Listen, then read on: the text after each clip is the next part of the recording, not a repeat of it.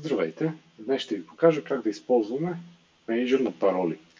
Проблемите за управление на пароли са необходими, когато искаме да съхраняваме паролите си по сигурен начин.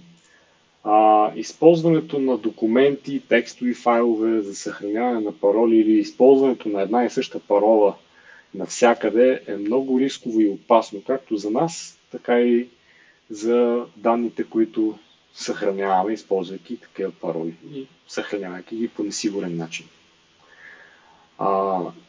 Регистрирайки се, например, на стотина различни сайта, използвайки няколко пароли или една и съща парола за всички тях, ако който и да е от тези сайтове бъде хакнат, тази парола става известна на хакерите и съответно те могат да се логнат във всички други наши сайтове. Например, ако хакнат LinkedIn, който беше хакнат през 2012 година, ако същата парола е използвана за Facebook и за корпоративната си поща, хакерите, виждайки нашата парола за LinkedIn, могат да влезнат и в корпоративната ни поща, и в нашия Facebook.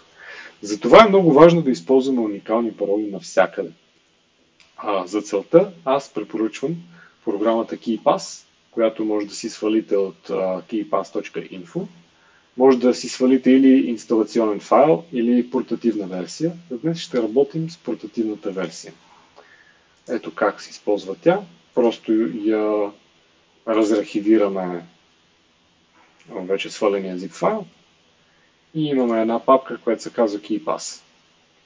Тази папка ние може да си я преместим където пожелаем. Например, може да я сложим в документи.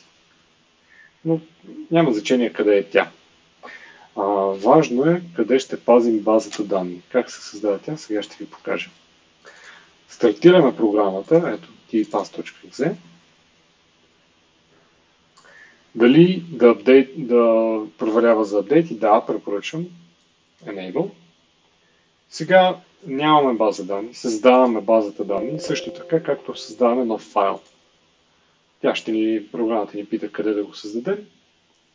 В My Documents. И наричаме както искаме.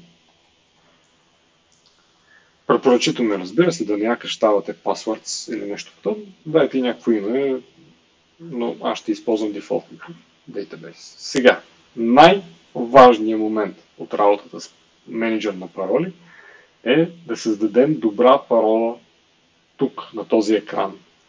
Тази парола не трябва да е паролата, която използваме за всичко останало, за Facebook, например, или за почтата си. Тази парола трябва да е уникална и да не се използва никъде другаде. Освен това, трябва да е много сложна за отгадване. Това, което аз ви препоръчвам, е да създадете passphrase, т.е. фраза от няколко думи, които значат много за вас, но са много сложно за отгадване. Ще ви дам пример.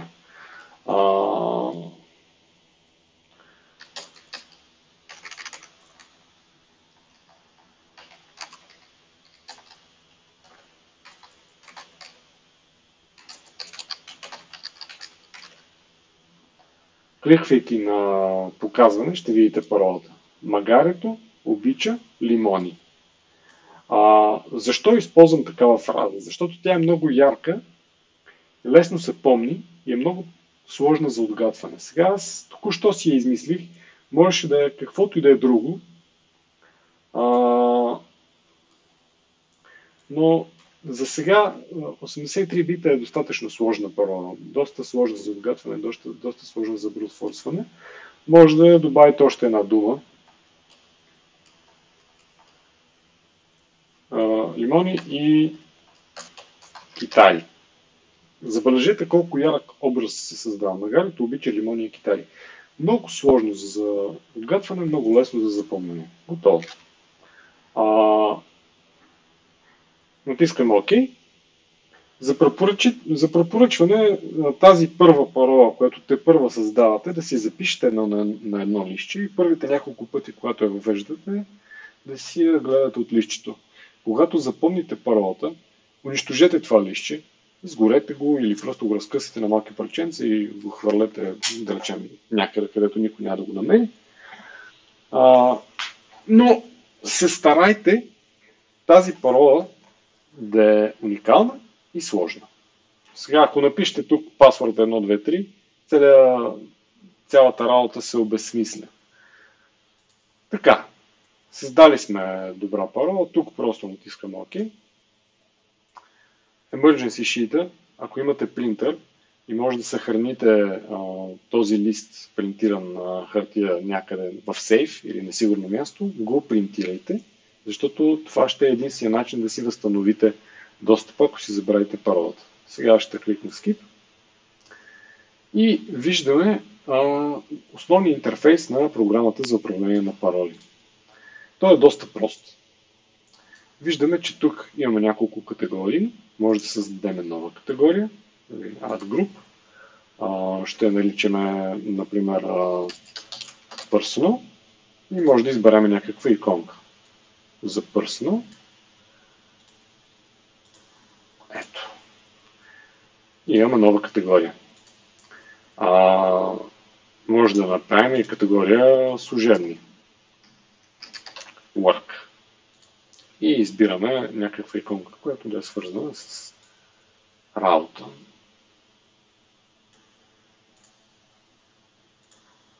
Така.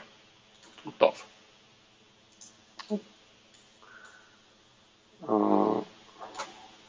Тази категория стана дете на горната категория. За съжаление, не мога да я преместя, не знам защо.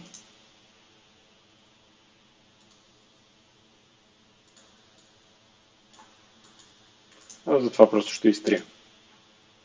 Така. Тя се появява в Recycle Bin. Изтрияме и от тук.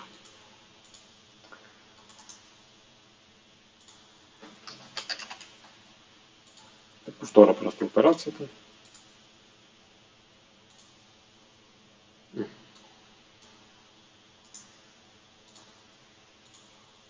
Трябваше да избера горното ниво.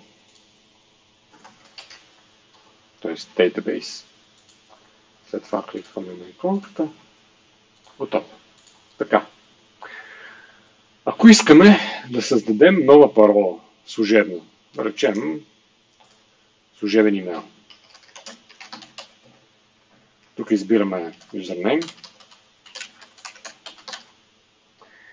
Както виждате, програмата вече е генерирала достатъчно сигурна парола за новия ни акаунт. Няма нужда да създаваме парола.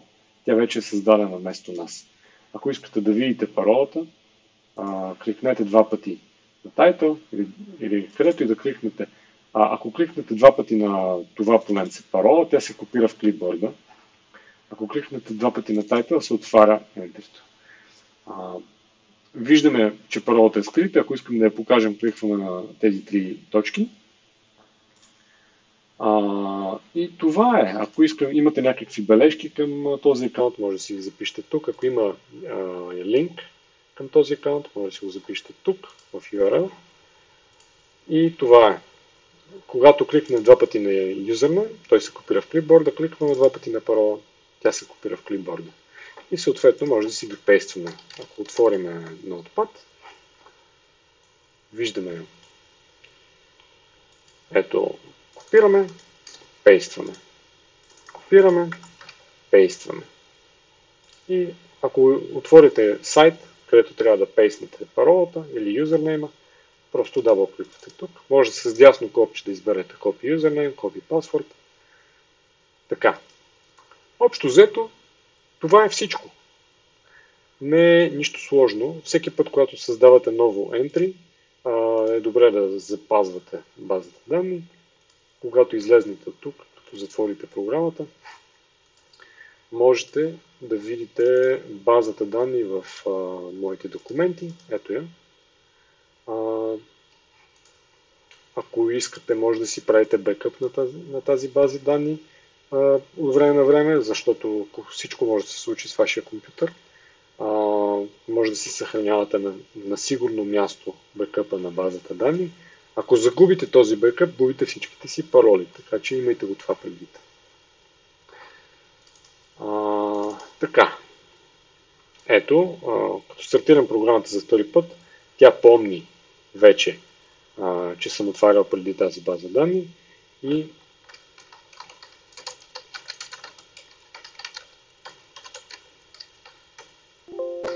ето, забравил съм си паролата. Магарето, обичам, внимание и тари. Добре, ето. След като въведем паролата, виждаме пак същия интерфейс. Ако искате да изтриете някоя entry, просто избирате го и го изтривате. Нищо сложно няма в използването на програма за управление на пароли. Важното е, че когато я използвате, всички пароли са ви съхранени на едно място. Аз лично, например, имам няколко стотин, ако не и може би вече хиляди акаунти, които са ми съхранени в моята база данни. И от години използвам тази програма и за мен е много по-лесно да използвам тази програма, отколкото да запомням пароли или да генерирам някакви сложни пароли, да ги записвам в някакъв файл. Използването на тази програма е много по-лесно.